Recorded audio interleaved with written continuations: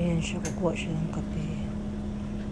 Sa pinag-usapan namin kagabi, pupunta kami sa Vietnamese market daw. So, kailangan namin gumising ng umaga. 6 o'clock a.m. pa lang. Ayan.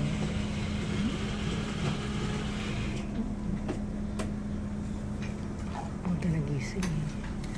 So, nagstapay muna kami dito sa Circle K para kumuha ng kape. Ayan po.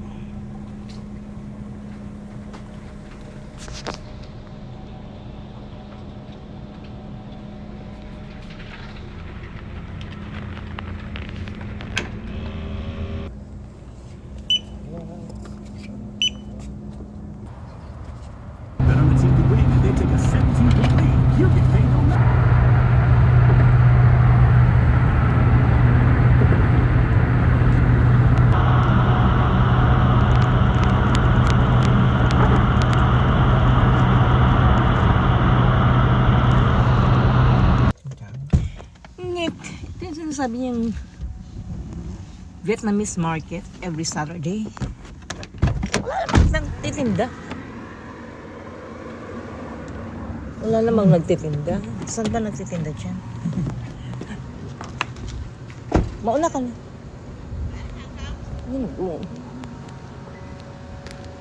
Meron daw. Saan dyan? Ano nakatinda nila? Kakanin. Forgot your bag. Ano to? Ang hibi. nấu canh chua xa xa xa chỉ là chiên Lagay ko siya sa hibi.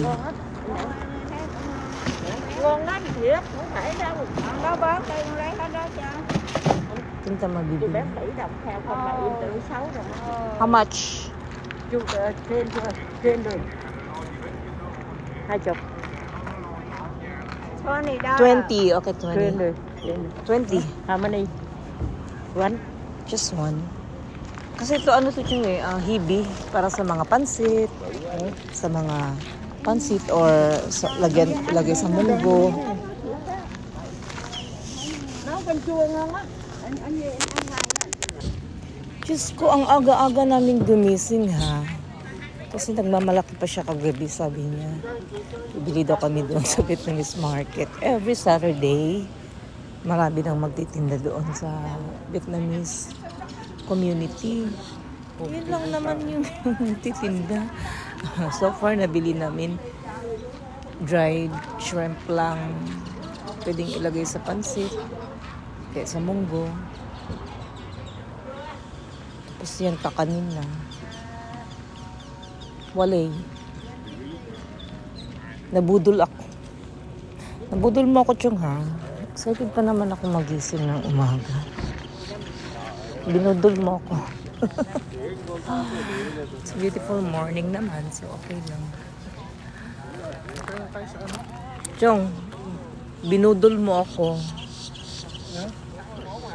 Ang yabang mo pang magsabi kagabi. Ang ganda doon, Chang. Punta tayo. Nagising mo pa ako ng maagang. Tapos ito lang palang dadatnan ko. Mga ilang nagtitinda lang dito, oh. Kailang, Chong. That's fine.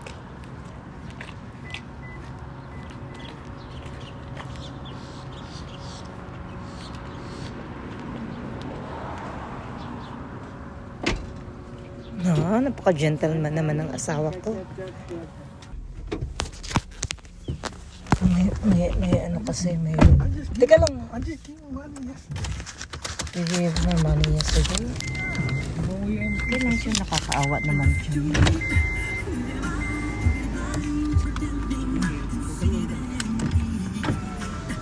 Sayo-sayo na niya. Tapos kung aga-aga ngayon, hihingi ng pangkape. Pangkape ba? Binigyan ko ng ng $5. Nakakaawa naman kasi.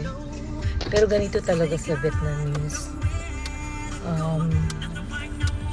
area, lalo na sa labas ng grocery o tindahan nila, maraming humihingi ng sabi pang kape daw. Yung iba nga, yun naman babae humingi. Kasi morning naman kasi baka walang pang almusal. Kaya binigyan ko ng $5. Minsan kasi usually kasi ang humihingi yung mga lalaki. Sabi daw